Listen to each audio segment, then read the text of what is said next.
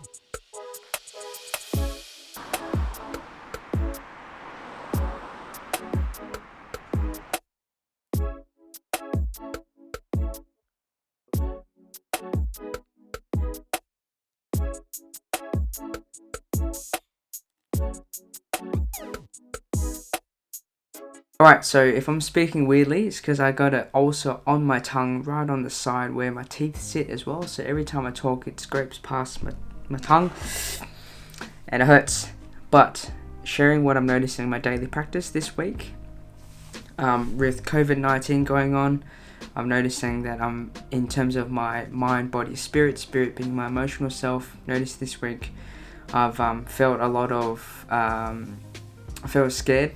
I felt sad, I felt glad, I felt frustrated, but today how I'm feeling is I'm feeling really glad, a little bit scared, and there's a little bit of sadness as well. That's just been running through my week, and I've been kind of walking with that, if that makes sense. What I've noticed in my practice, I just want to give you a story about my Wednesday morning. I didn't think COVID-19 was affecting me at all. In terms of sickness, I'm not sick, but I do feel the emotions and the vibes around the world. So like every post on Facebook is about COVID-19, every Instagram post I look at is something to do with COVID-19. Turn on the news, breaking news, COVID-19. Like, it's hard not to hear this devastating news and how people are being affected and stuff like that, and it does take a toll, even just hearing these posts and news and all that stuff. I didn't think it would affect me, but it did. Reflecting on my Wednesday morning, wake up as normal, but I felt a little bit lost is the word I'll use. I felt a little bit lost. My routine, brush teeth, shower, all that stuff, I felt like I was like rushing around trying to get everything done really quickly for some reason, even though I had heaps of time.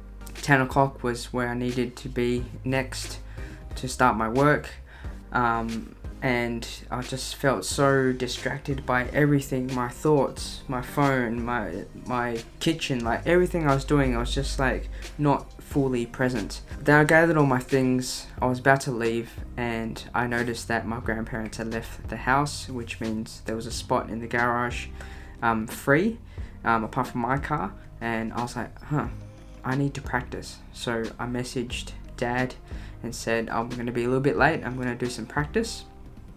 Not knowing how I was feeling, I was just feeling all sorts, and it felt like practicing was the right thing to do.